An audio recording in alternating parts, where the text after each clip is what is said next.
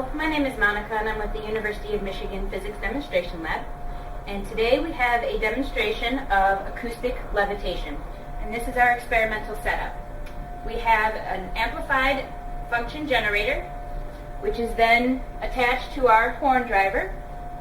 The horn driver then has a coupled system that attaches to a glass tube. At the top of the glass tube is a solid cork. This seals one end. On the opposite end is a screen that allows the sound to enter. And then within our tube, we have an object in which we will levitate. Throughout the video, we will be changing what type of object we'll be levitating to show how they react with different size objects. We also have acoustically coupled our system so that all of the sound radiating from our horn driver enters the tube, creating a standing wave inside where we will be able to levitate the objects at different frequencies. To begin, I am going to set my function generator to 220 Hertz. It is set to put out a power of about 0.2 watts. And once I hit the standby button, it will then initiate the signal to our horn driver, showing the elevated object.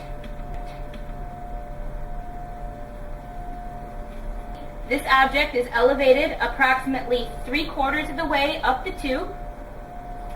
And you will also notice that the object itself is rotating.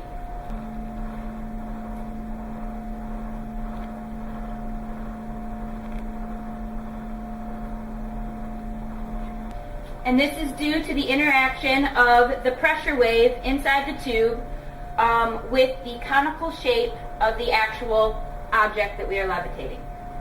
We can vary two things within our system. We can vary the amplitude of the incoming signal as well as the frequency of that signal. To begin, I'm going to change just the amplitude. So if I decrease the amplitude,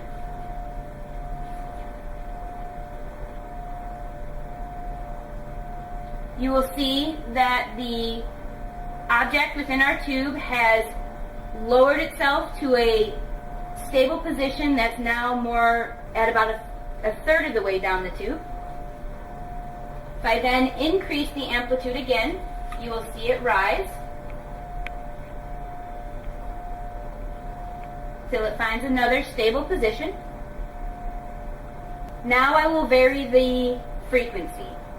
If I first decrease the frequency, I am now going to be at 200 Hertz with the same amplitude. The stable position has now changed from being 3/4 of the way up the tube to being more like a third of the way up the tube. Increasing the frequency will do just the opposite.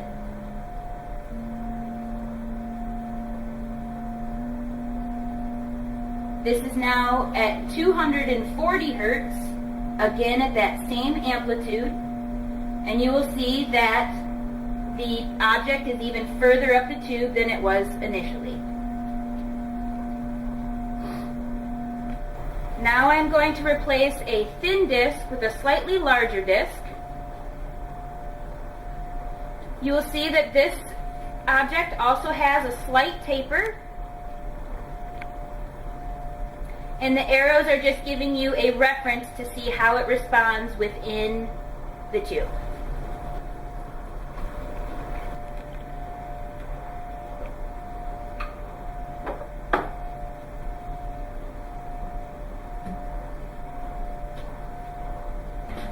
We have now elevated our second object at 220 Hertz at a power of about 0.25 watts.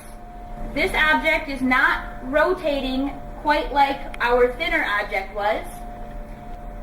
This is due to the differences in shape of this object versus our first object. The taper of this object was done by hand. Therefore, based on the way it's reacting in our wave, we feel that it is not quite symmetric, and that's pretty clear by its jostling within the tube. Now I have placed our largest foam cone in our tube, and if you look closely, there will be a little man on the top of our cone, and this is our version of the acoustic elevator.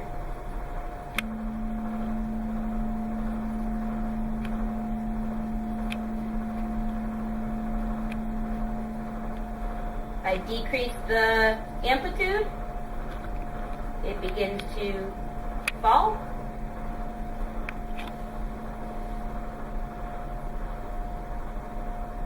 And as I increase it again, it begins to rise.